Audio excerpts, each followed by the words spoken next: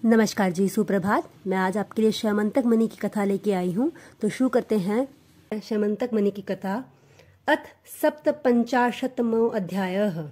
शैमंतक हरण सत्य धनवा का उद्धार और अक्रूर जी को फिर से द्वारका बुलाना। श्री सुखदेव जी कहते हैं, परीक्षित, यद्यपि भगवान श्री कृष्ण को इस बात का पता था कि लाक्षागृह आग से पांडवों का बाल विवाह का नहीं हुआ है, तथापि जब उन्होंने सुना कि कुंती और पांडव जल मरे, तब उस समय का कुल परमो प्रोचित व्यवहार करने के लिए वे बलराम जी के साथ हस्तिनापुर गए। वहां जाकर भीष्म पितामह, कृपाचार्य, विदुर, गांधारी और द्रोणाचार्य से मिलकर उनके साथ संवेदना सहानुभूति प्रकट की और उन लोगों से कहने लगे, हाय हाय, यह तो बड़े ही दुख की बात हुई। भगवान श्री कृष्ण के हस्तिनापुर चले जाने से द्वारका में अक्रूर और कृतवर्मा को अवसर मिल गया। उन लोगों ने शतधन्वा से आकर कहा, तुम सत्राजीत से मणि क्यों नहीं छीन लेते? सत्राजीत ने अपनी श्रेष्ठ कन्या सत्यभामा का विवाह हमसे करने का वचन दिया था और अब उसने हम लोगों का तिरस्कार करके उस श्री कृष्ण के साथ ब्याह दिया है। अब सत्राजीत भी अपने भाई प्रसेन की तरह क्यों न जन्मपुरी में जाए? शतधन्वा पापी था और अब तो उसकी मृत्यु भी उसके सिर पर नाच रही थी। अक्रूर ने और कृतवर्मा इस प्रकार बहकाने पर शतधन्वा उनकी बातों में आ गया और उस महादुष्ट ने लोभवश हुए सत्राजीत को मार डाला। इस समय स्त्रियां अनाथ के समान रोने चिल्लाने लगी, परंतु शतधन्वा उनकी ओर तनिक भी ध्यान नहीं दिया। जिसे कसाई पशुओं की हत्या करता है, वैसे ही शतधन्वा को मारकर और मणि लेकर वहां से चंपत हो गया। भामा जी को देखकर कि मेरे पिता मारे डाले गए हैं, बड़ा शोक हुआ और वे हाय पिताजी मैं मारी गई, इस प्रकार पुकार कर विलाप करने लगी। बीच बीच में वह बेहोश हो जाती और होश में आने पर फिर से विलाप करने लगती। इसके बाद उन्होंने अपने पिता को शव को तेल की कड़ाहे में रखवा दिया और आप हस्तिनापुर को चली गई। उन्होंने बड़े दुख से भगवान श्री कृष्ण को अपने पिता की हत्या का वृतांत सुनाया। यद्यपि इन बातों का भगवान श्री कृष्ण को पहले से ही जानते थे। परीक्षित, सर्वशक्तिमान भगवान श्री कृष्ण और बलराम जी ने सब सुनकर मनुष्य की इसी लीला करते हुए अपनी आंखों में आंसू भर लिए और विलाप करने लगे कि अहो, हम लोगों पर तो बहुत ही बड़ी विपत्ति आ पड़ी। इसके बाद भगवान श्री कृष्ण सत्यभामा जी और बलराम जी साथ हस्तिनापुर से द्वारका लौट आए और सत्यधन्वा को मारने तथा उससे मणि छीनने का उद्योग करने लगे।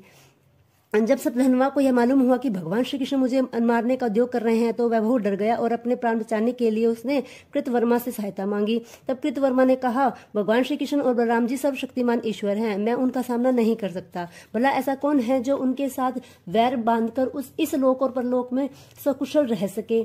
तुम जानते हो कि कंस उन्हीं से द्वेष करने के कारण राजा लक्ष्मी को खो बैठा और अपने अनुयायियों के साथ मारा गया।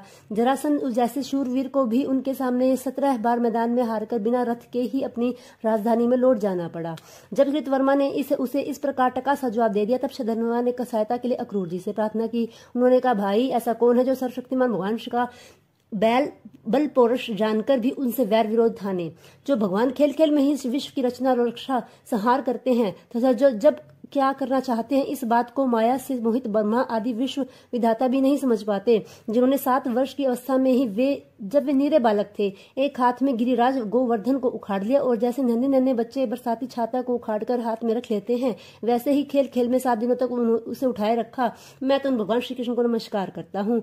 उनके कर्म अद्भुत हैं, वे अनंत अनादि एक रस और आत्म स्वरूप हैं, मैं उन्हें नमस्कार करता हूँ। जब इस प्रकार अक्रूर जी ने भी उन्हें कोरा सा जवाब दे दिया, तब शतधन्वा ने शैमंतक मणि उन्हीं के पास रख दी और आप 400 कोस लगातार चलने वाले घोड़े पर सवार होकर वहां से बड़ी फुर्ती से भागा।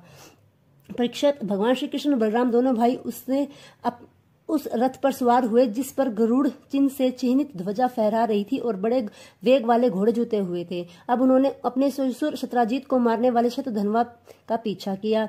मिथिलापुरी के निकट वह एक उपवन में शतधन्वा का घोड़ा गिर पड़ा। अब वह उसे छोड़कर पैदल ही भागा।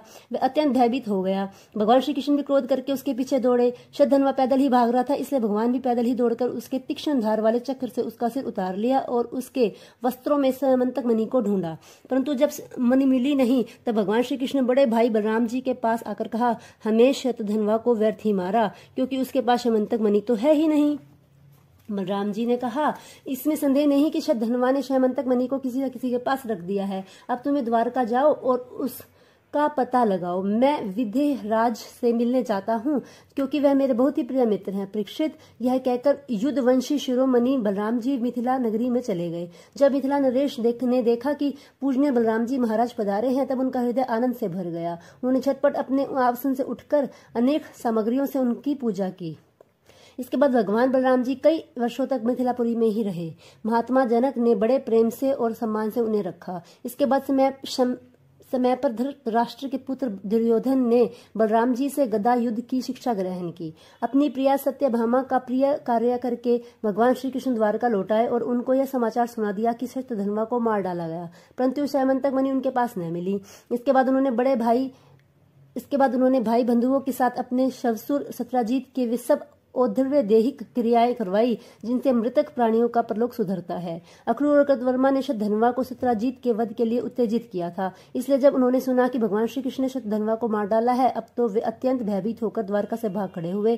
परीक्षित, कुछ लोग ऐसा मानते हैं कि अक्रूर ने द्वारका से चले जाने पर द्वारका वासियों को बहुत प्रकार से अनिष्टों और अरिष्टों का सामना करना पड़ा। दैविक और भौतिक निमित्तों से बार बार वहां के नागरिकों को शारीरिक और मानसिक कष्ट सहन करना पड़ा। परंतु जो लोग ऐसा कहते हैं वे पहले कही हुई बातों को भूल जाते हैं।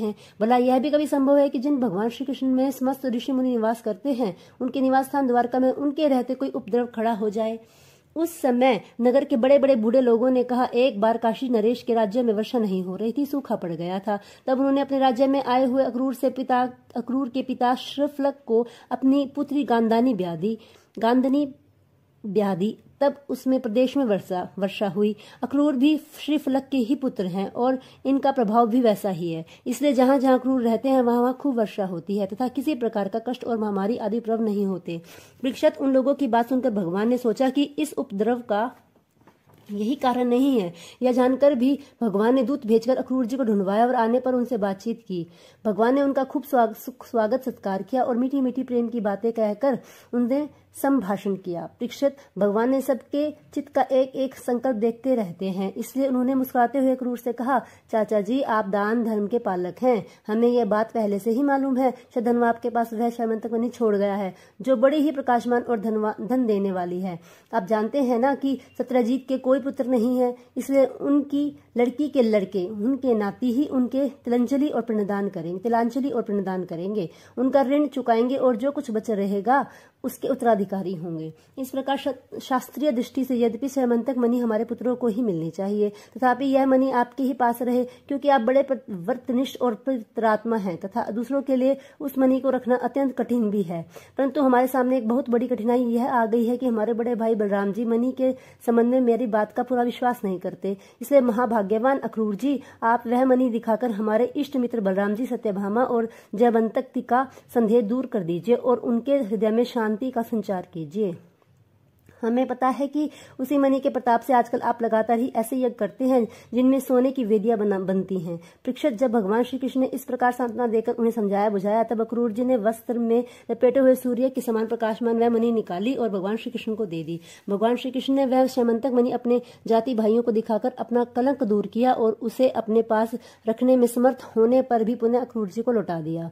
सर्वशक्तिमान सर्वव्यापक भगवान श्री कृष्ण के पराक्रमों से परिपूर्ण यह आख्यान समस्त पापों, अपराधों और कलंकों का मार्जन करने वाला तथा परम मंगलमय है। जो इसे पढ़ता, सुनता अथवा स्मरण करता है वह सब प्रकार की अपकीर्ति और पापों से छूटकर शांति का अनुभव करता है। इति श्रीमद्भगवते महापुराणे परमहंस्याम संहितायाम दशम स्कंधे उत्तरार्थे शैमंतकोपाख्याने सप्तम पंचाशतमो अध्यायः। जय श्री कृष्ण।